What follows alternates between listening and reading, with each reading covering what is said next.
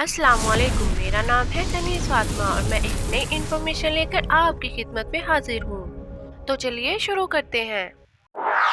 बिस्मिल्लाहिर्रहमानिर्रहीम। लेकिन वो ये समझने से कासिर थे कि खुदाई का दावा करने वाले की लाश कैसे महफूज की गई होगी, कैसे इसे इबरत का निशान बनाया गया होगा, कौन इसकी तस्दीक करेगा। जानते हैं आज की इस वीडियो में। वीडियो को फुल वॉच कीजिएगा और दोस्तों में शेयर करना मत भूलिएगा। कुरान पाक में हजरत मूसा अलैहिस्सलाम के जिक्र में दो फिरौनों का जिक्र मिलता है।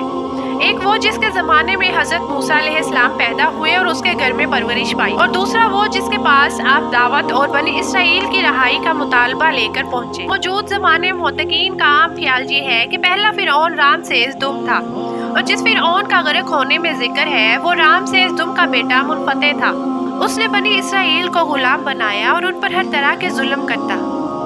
1491 काबिल मसीह में जब फिरौन ने मूसा अलैहिस्सलाम और उनकी कौम का पीछा किया कि उन्हें खत्म कर दे, और अचानक मूसा अलैहिस्सलाम के आगे एक ऐसा मकाम आया कि आगे सिर्फ समुंदर था और पीछे फिरौन का लश्कर। भागने का कोई रास्ता मौजूद ना था। प्यारे दोस्तों, उस वक्त अल्लाह तबारक व तआला ने हजरत मूसा अलैहिस्सलाम को हुक्म दिया कि अपना अस्सा मुबारक को समुंदर पर मारो। उन्होंने ऐसा ही किया और देखते ही देखते समुंदर दो हिस्सों में बंट गया और इतना लंबा रास्ता बन गया कि पूरी बनी इसराइल कौम अपने मालो असबाब समेत यहाँ से गुजर गई। और जब फिरौन मिस्र ने, जो कि खुद को खुदा कहता था, उसके लश्कर ने गुजरने की कोशिश की तो समुंदर वापस आकर मिल गया जैसे पहले था, और सारा का सारा लश्कर फिरौन समेत गर्क हो गया। इस तरह डूब कर मरने के बाद समुंदर ने सिर्फ फिरौन की लाश को समुंदर से बाहर फेंक दिया। यूं रफ्ता रफ्ता वक्त गुजरता रहा। मिस्रियों में से किसी शख्स ने साहिल पर पड़ी उसकी लाश को पहचान कर उस वक्त के फिरौन को बताया तो फिरौन की लाश को दरबार पर पहुंचा दिया गया। दरबारियों ने मसाला लगाकर उसे पूरी शान और शौकत और एहतराम से ताबूत में रखकर महफूज कर लिया। कमाल का इत्तेफाक है कि पूरी जमीन पर उस वक्त सिर्फ एक कौम आबाद थी जिसे मसाला लगाकर लाशों को महफूज करने का हुनर आता था। फिरौन मिस्र की लाश को मसाला लगाकर महफूज करने के अमल के दौरान उनसे एक गलती हो गई, और वो गलती ये थी कि फिरौन समुंदर में डूबकर मरा था और मरने के बाद कुछ अरसे तक पानी में रहने की वजह से उसके जिस्म पर समुंदरी नमकियात की एक तह जम गई थी। सो मिस्रियों ने उसकी लाश पर नमकियात को इसी तरह रहने दिया और ऐसे ही मसाले लगा दिए। वक्त गुजरता गया, जमीनों आसमान ने बहुत सारे रद्दो बदल देखे जिसकी गर्द के नीचे सब कुछ दब गया। हत्ता के फिरौनों की हनूद शुदा लाशें भी जमीनों की तह के अंदर छुप गई।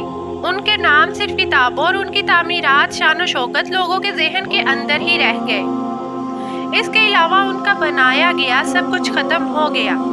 इस वाक़या के 2000 साल बाद इस दुनिया में अल्लाह तबारक व तआला के आखिरी नबी हज़रत मोहम्मद मुस्तफ़ा सल्लल्लाहु अलैहि वसल्लम तशरीफ लाए, और उन पर नाजिल होने वाली आखिरी किताब कुरान पाक के अंदर लोगों की इबरत के लिए फिरौनों के किस्से बड़ी तफसील के साथ बयान किए गए हैं। और इसी सिलसिले में फिरौनों के जिस्म को महफूज करने के बारे में भी एक आयत नाजिल हुई जिसके अंदर अल्लाह पाक वाज़ेह तौर पर फरमाते हैं कि हम तेरे जिस्म को आने वाले इंसानों के लिए इबरत बनाकर महफूज कर लें। इस आयत मुबारका की सच्चाई जानकर तमाम मुसलमानों को यकीन था, लेकिन वो ये समझने से कासिर थे कि खुदाई का दावा करने वाले की लाश कैसे महफूज की गई होगी, कैसे इसे इबरत का निशान बनाया गया होगा, कौन इसकी तस्दीक करेगा। ये इतना नाजुक मामला था कि आप जरा खुद सोच कर देखें कि कुरान पाक के अंदर बयान किए गए अल्लाह तबारक व तआला के तमाम अल्फाज में से अगर ये आयत मुबारका भी या अल्लाह का ये दावा नाउज़ुबिल्लाह गलत साबित हो जाता तो गैर मुस्लिम और कुफ़ार के सामने मुसलमान किस मुंह से कुरानी आयात का दिफा करते। मगर ये अल्लाह तबारक व तआला का कलाम है जिसके अंदर शक की कोई गुंजाइश नहीं। इसीलिए हर दौर के अंदर अल्लाह तबारक व तआला ने अपने आप को और अपने एक एक लफ्ज़ को मनवाया है। 1871 में मिस्र से ताल्लुक़ रखने वाले गरीब और मामूली चोर अहमद अब्दुल रसूल को फिरौन جگہ لاشوں کی طرف جانے کا خفیہ راستہ مل گیا۔ یہ بس اتنا چاہتا تھا کہ فرعونوں کی لاشوں کے ساتھ موجود قیمتی نوادرات، ہیرے موتی وغیرہ کو حاصل کر لے، اور اسی لیے یہ دریائے نیل کے کنارے تفسا کے مقام پر بیٹھا منصوبہ بنا رہا تھا کہ جب اسے خفیہ راستے کا پتہ چلا، اس نے یہ جگہ کھودنا شروع کر دی۔ اسی دوران اسے مشکوک سمجھ کر کچھ لوگوں نے پکڑ لیا اور پولیس کے حوالے کر دیا۔ بعد میں وہ جس جگہ کو کھود رہا تھا وہاں سے ملنے والے راستے کی کھدائی کی گئی تو 1891 کے اندر دوسری ممیوں کے ساتھ ساتھ اس غرق ہونے والے فرعون کی لاش بھی مل گئی اور اس کے کفن پر اس کا نام لکھا ہوا تھا۔ ان ممیوں کو ماہرین اپنے ساتھ قاہرہ لے گئے جہاں ان کی تفصیل سے جائزہ لیا گیا، تو پھر فرعون والی ممی پر جمی ہوئی نمکیات کی تہ سے اس بات کی تصدیق ہو گئی کہ یہ وہی فرعون ہے جسے پانی میں غرق کر کے نشان عبرت بنانے کا وعدہ کیا گیا تھا۔ پوری دنیا میں کھلبلی مچ گئی۔ اس کی تصدیق کے لیے پوری دنیا کے آثار قدیمہ کے ماہر اور سائنسدان مصر کی طرف چل پڑے۔ مختلف سائنسی ٹیسٹ کرنے کے بعد دنیا بھر کے سائنسدانوں نے تصدیق کی کہ دوسری سب لاشوں کی نسبت صرف ایک لاش پر ہی سمندری نمکیات کی تہ جمی ہوئی تھی، جسے اس نے محفوظ کر رکھا اور گلنے سڑنے سے بچا رکھا۔ اس تصدیق کے بعد اسے فائنلی فرعون کی لاش قرار دے کر میوزیم کے اندر محفوظ کر دیا گیا۔ 1982 میں یہ ممی خراب ہونے لگی تو اس وقت مصری حکومت نے فرانس کے سائنسدانوں کی حکومت کو درخواست کی کہ اسے خراب ہونے سے بچایا جائے۔